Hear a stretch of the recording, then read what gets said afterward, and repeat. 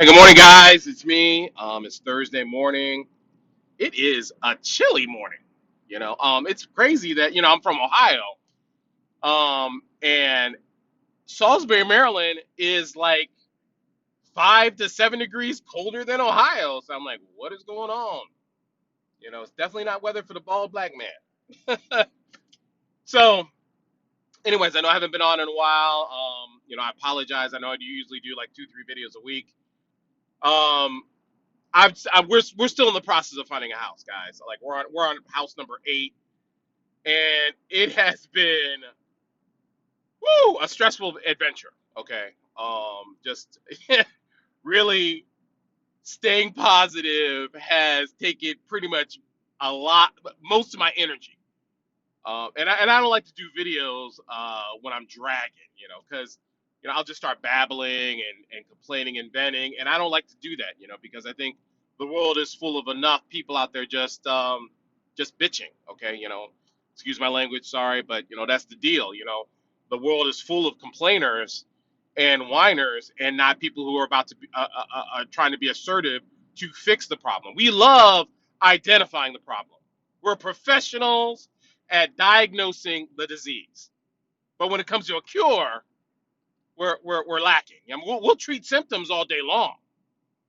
But to deal with root issues, core issues that will create serious, positive, long term change, we ain't about that life yet.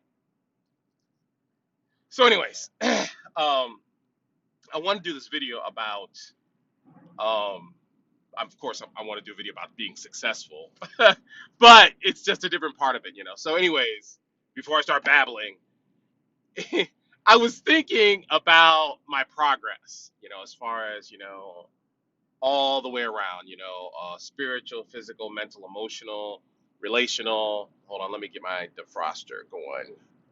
My windows are fogging up. I wanted to take a look at all that. And so when I'm reviewing my life, when I'm evaluating or reflecting, I, I almost see my life like an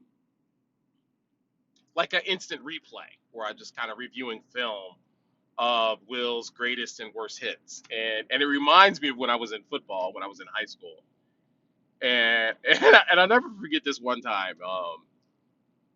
They called the play, and I was a lineman, and I'm running down the field, and this dude was in my way, so I'm like, I'm gonna just knock this guy out, out the block, I'm gonna plow through him, and I don't know what this cat did, but he hit me. So, from standing still, he hit me so hard, my feet flew off the ground. I think I might have did a somersault, and I landed on my back. I literally saw stars. I mean, and I was so shocked by what happened that I mean, I, I was just kind of stunned. And then when I try to get back up, he knocks me back down and apologizes. He says, "Sorry, man. The game's still in play, so I got to keep you down." And I was like, "This son of a." But what made it worse was the next week during practice, the coach has it all on film, and he's using it as an example of what not to do. And he's like, "Look, this is Singleton. You see how his legs just flew up in the air? It's very acrobatic, and he landed on his back and looked like a dead roach. Don't do that." So I look at those things, with our life, because our failures aren't just for humiliation; they're for education, you know. And I think so many of us don't realize that, that if we actually studied our sickness and took notes from all the disappointments and heartbreaks and betrayals and stumbles and fumbles, if we took notes and studied those things, we would never repeat them. Let that sink in, And I'm talking to myself because I believe I'm in the slow class because I repeat my mistakes multiple times before I actually get it. It's not just that I'm stubborn and thick; it's that I'm not paying attention. And I think so many of us are so quick to want to do a do-over then we're not paying attention and we're doing exactly the same thing over. If I'm going to do a do-over, I want to do it better. And so, when I'm talking to my clients, when I'm talking to myself, I say, it when there's a relapse, when there's a fumble, let's study that thing. Because if we can learn what happened, there's a higher probability we won't repeat that same mistake and we'll be able to progress. We're great at maintaining our madness. I mean, how many of us have been in the same spot year after year after year? Same relationship, same weight, same financial situation, same all across the board, and we're miserable, frustrated, disgusted, upset, busted. We can't stand where we are, but we haven't figured out how to get ahead. In fact, all we've done about it is just complain about it. We haven't really done anything effective to change our situation. And so you guys know I got this tremendous team that I'm always increasing. And so the new portion of my team is NutriHealth. So I go over to Georgetown NutriHealth, and they helped me with my weight loss. And so I just went in last week. Actually, it was this past Tuesday. And they got I told you guys they got this sci-fi weight scale that measures everything from your water to your eyeballs, whatever. And they said, well, Will, you lost another pound, but unfortunately, it's just water weight. So basically, you maintained your same level. And I wasn't that upset, which is also a problem, because I'm comfortable in my obesity. And mind you, I have so many people that will look at me and say, "Oh, well, you're not fat, you're not big." And mind you, I know I don't look like it, but look, guys, I weigh 293. My heart will thank me once I lose 50, 60 pounds. My knees will start singing because when I walk up those 3 flights of stairs to my apartment, it ain't fun. Especially because I have a backpack that I carry my laptop and everything in. And so, it's, you know, I could literally go up and down those steps as an exercise routine. I'm sure my trainer Sue would love that, but it's not going to happen. But anyways, she said, you've just been maintaining. So we went over the details of what I'm doing, and I know the problem. The problem really isn't in my workouts. Okay.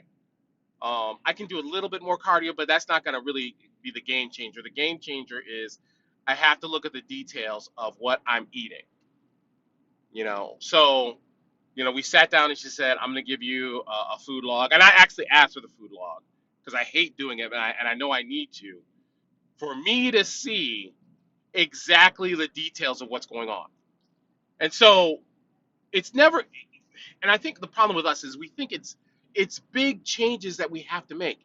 We have to put forth this huge amount of energy and effort to create change. And that's really not the case. It's the little things, it's the little details. And the example is like I love Ezekiel bread. That's my new thing. Is I get Ezekiel bread. It's high in protein and high in fiber. It's great for you.